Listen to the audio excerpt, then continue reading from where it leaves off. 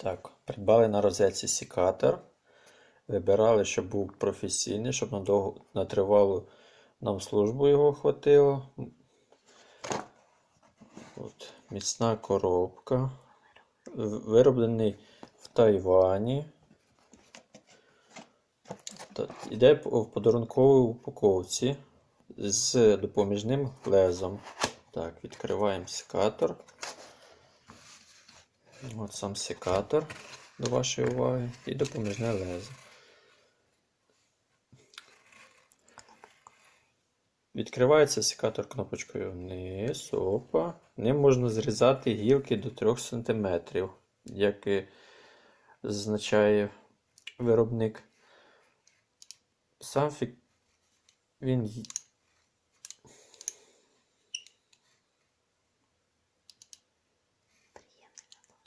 дуже приємний на дотик.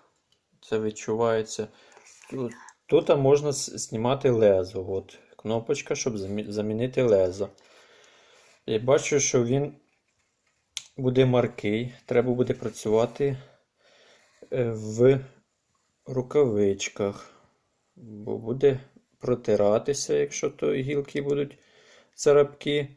А також рози буде протиратися. Будете різати ручку. То ліпше буде цього працювати в рукавичках.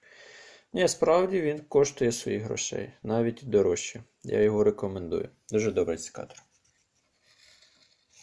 Все, дякую.